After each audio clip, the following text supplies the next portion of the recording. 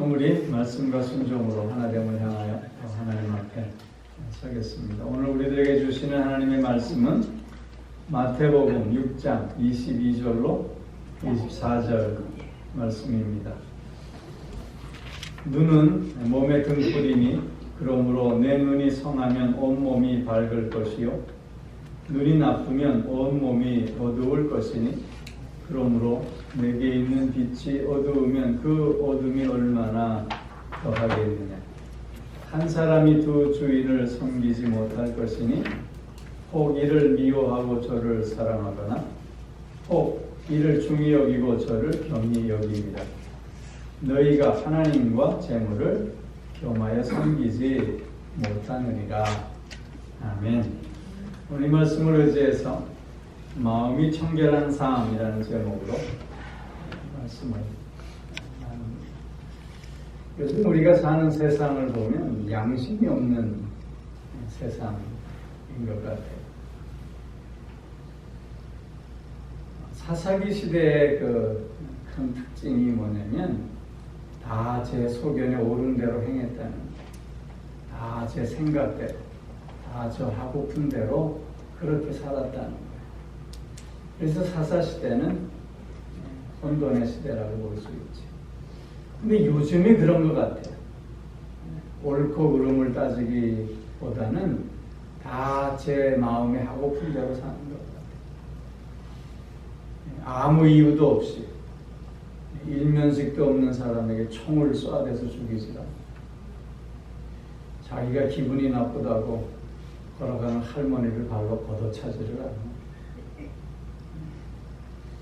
자기가 낳은 아이를 죽이고는 냉동고에 보관해서 이사할 때도 갖고 다니지를 않나. 남을 한번 죽여보고 싶었다고 생판 모르는 사람을 끌어들여서 살인하고 토막내지를 않나. 양심이 없어도 너무 없는 세상이 된 것 같아요. 여러분, 양심이 뭡니까? 양심. 양심이란 그 말의 사전적 정의를 보면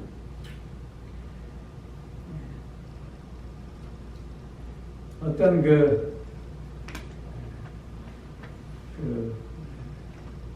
물건의 가치를 변별하고 자기의 행위의 옳고 그름과 선과 악을 판단하는 도덕적 의식이다.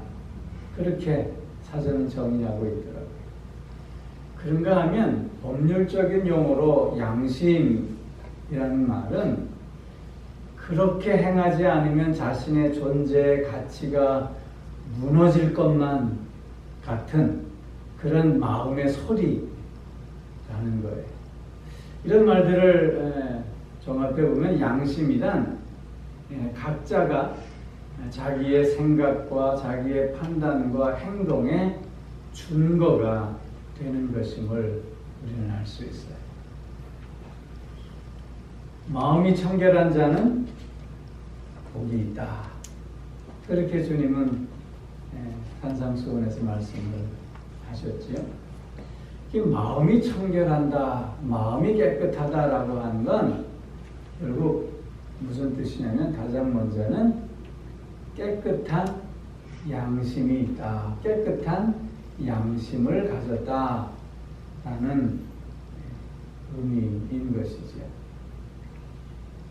깨끗한 양심, 깨끗한 양심. 그 깨끗한 양심이란 무엇일까요? 오늘 본문 22절, 23절에서 보면 눈은 몸의 등불이다 그랬어요. 이 말 뜻은 뭐냐면 눈은 빛을 보고 그 빛을 따라 가게 함으로 그 온 몸이 밝음 가운데로 나아가게 한다는 거예요. 그런데 이 눈이 건강하지 못하면 빛을 보지 못해요. 빛을 보지 못하면 어떻게? 더욱더 어둠 속에 갇히게 되고 어둠 가운데 헤맬 수밖에 없는 것이잖아요.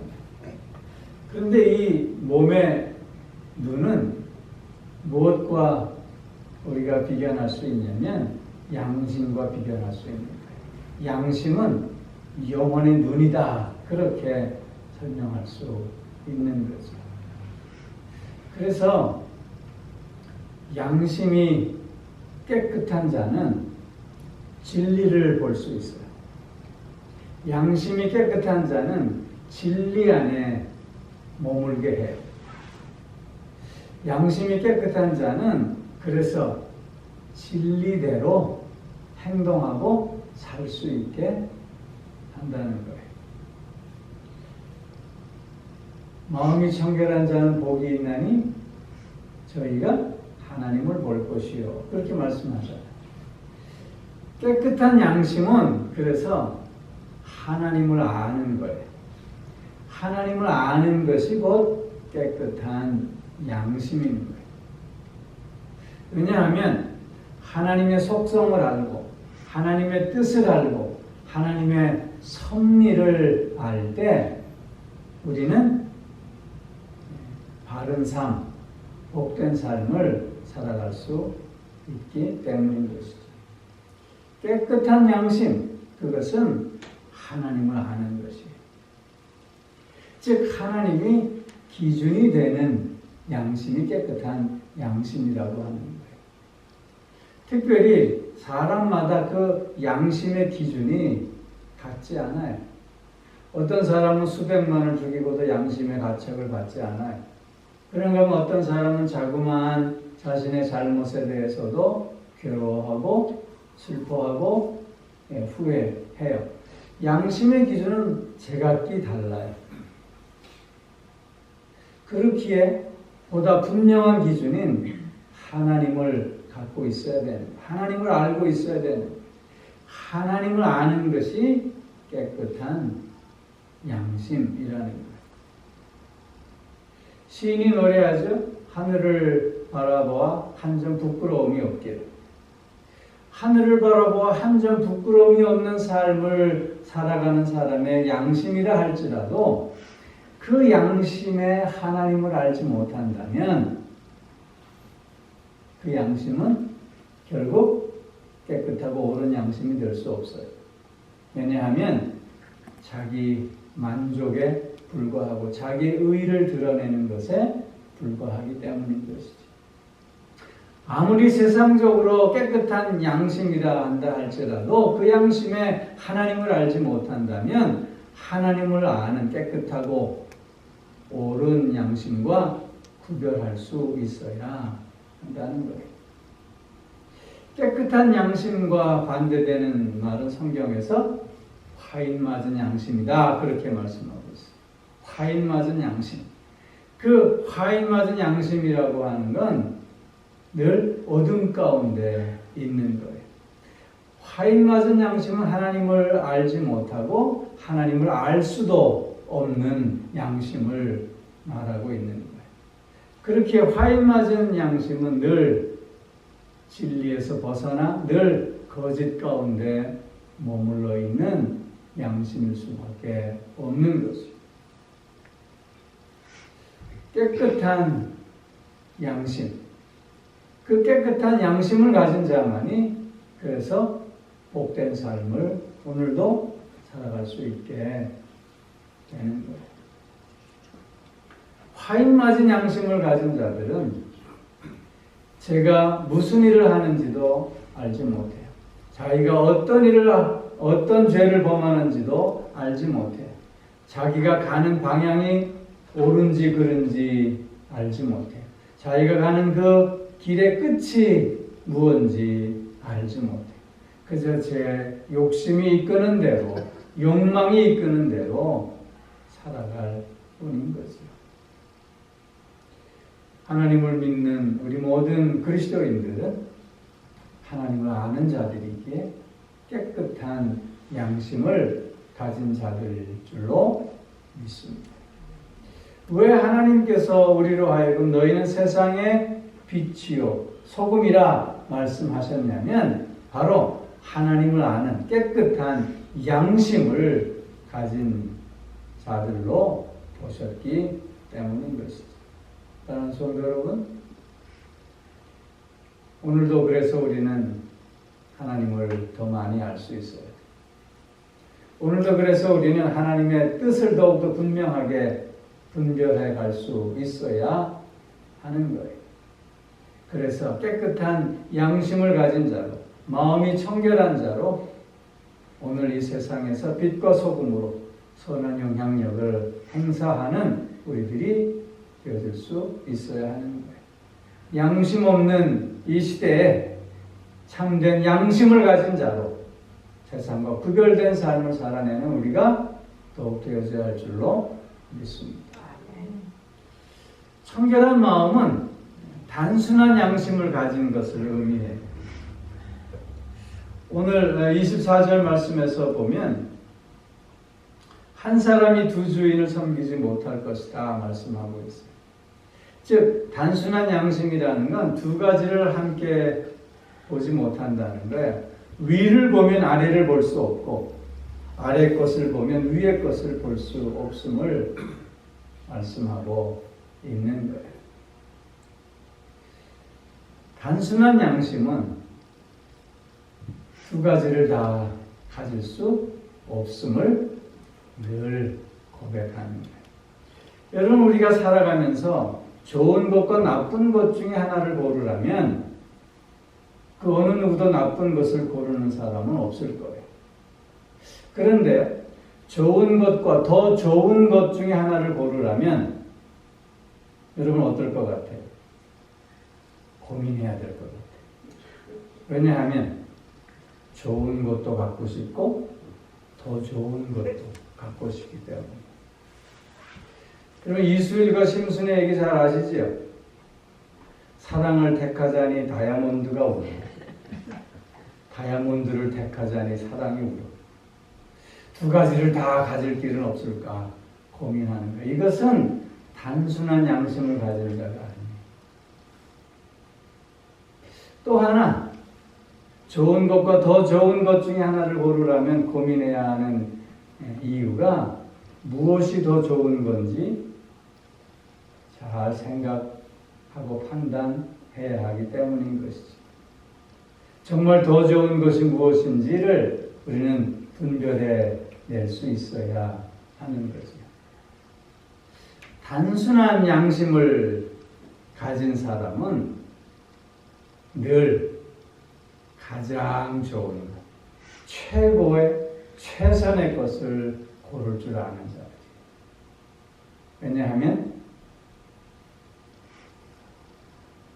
하나님이 늘 최고임을 아는 자들이기 때문이죠. 하나님이 늘 최선임을 아는 자들이기 때문인 것이에요. 그래서 마음이 청결한 자는 단순해요. 왜? 가장 좋은 것을 선택하기에 주저하지 않는 자들이기 때문이라고 하는 거죠. 여러분, 오늘 본문에서도 보면 이를 미워하고 저를 사랑하거나 혹 이를 중히 여기고 저를 경히 여김이라 너희가 하나님과 재물을 겸하여 섬기지 못하느니라. 우리가 세상을 살아가노라면 하나님이 꼭 필요하다고 고백해요. 그러면서 물질도 꼭 필요하다고 늘 하나님 앞에 기도해요. 하나님도 좋고 물질도 좋아요. 더 솔직하게 얘기하면 하나님도 좋고 물질은 더 좋고. 이게 우리의 문제예요. 여러분, 단순한 양심을 가진 사람은 늘 하나님을 택해요. 왜냐하면 하나님이 주시기도 하실 뿐만 아니라 거두어 가시기도 하시는 분이심을 알기 때문인 것이죠. 가나안에 입성한 이스라엘 백성들은 하나님을 섬겼어요. 그리고 더불어 그 지역의 풍요의 신인 바알도 같이 섬겼어요. 하나님만 섬기기에는 좀 부족한 듯 그런 생각했기 때문인 것이죠. 그래서 하나님도 섬기고 바알도 섬겼어요. 이것이 저들의 실패의 원인이에요. 결국 하나님도 섬기고 바알도 섬기고자 했던 저들은 결국 하나님을 버리고 바알만 섬기는 자가 될 수밖에 없었던 거예요. 그래서 저들은 패망의 길로 들어설 수밖에 없었던 것이죠. 우리가 세상을 살아보면 하나님은 늘 멀리 있고 돈은 늘 가까이 있어요.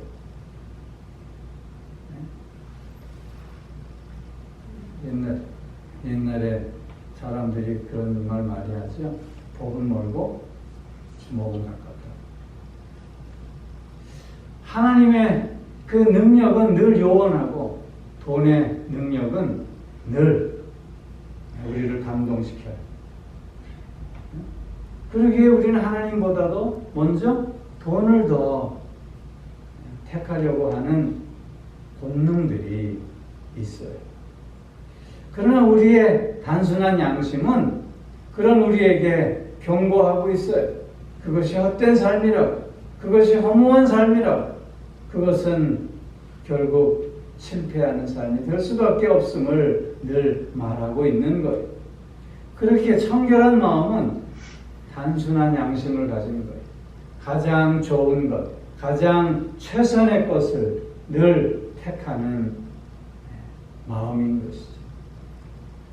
하나님이 최선임을 늘 고백하며, 그래서 우리의 삶 가운데 실제적으로 하나님을 우선으로 택하는 우리들이 꼭 되어져야 할 줄로 믿습니다. 이 세상에서 가장 호화로운 삶을 살았던 솔로몬의 고백을 아시잖아요. 그 솔로몬의 고백이 뭐예요? 헛되고 헛되니 헛되고 헛되도다. 하나님 없는 삶을 살았던 자신의 삶이 그렇게 화려한 듯 했지만 결국 그 삶은 헛된 삶이었음을 고백하고 있잖아요. 단순한 양심. 그래서 눈에 보이는 것이 다가 아님을 아는 거예요. 눈에 보이지는 않지만 가장 좋은 것, 가장 최고의 것을 선택하는, 그래서 하나님을 늘 바라보고 나아가는 그런 단순한 양심을 가진 마음이 청결한 자로 오늘을 살아내는 우리가 또한 되어질 수 있기를 주님으로 축원합니다. 한 가지를 더 얘기하면 마음이 청결하다라고 하는 것은 섬기는 양심을 얘기하는 거예요.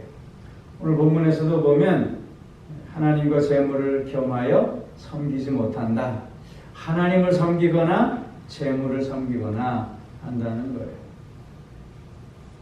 여러분, 하나님을 섬기는 것과 재물을 섬기는 것과의 차이가 무엇일까요? 하나님을 섬긴다고 하는 것은 억지로 섬길 수 있는 게 아니에요. 두려움 가운데 섬길 수 있는 것도 아니에요. 하나님을 섬긴다고 하는 것은 하나님을 사랑하는 마음으로 섬기는 것이고 또한 기쁨으로 섬기는 것이에요. 그러나 재물을 섬긴다고 하는 것은 욕망을 따라가는 것이고 늘 불만족 가운데 그 재물의 노예가 되는 것을 의미하는 것이에요. 여러분, 하나님은 우리의 목적이지만 재물은 목적이 될 수 없어요. 수단이에요.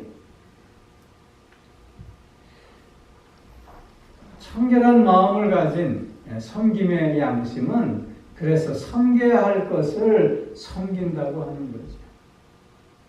하나님을 섬기는 자는 그래서 그 하나님을 사랑하며 그 하나님 안에 기쁨을 가지고 또한 이웃을 섬기는 자가 될 수 있는 거예요. 주님께서 이 땅에 오셔서 보여주신 삶의 모습이 바로 이런 섬김의 모습이었잖아요.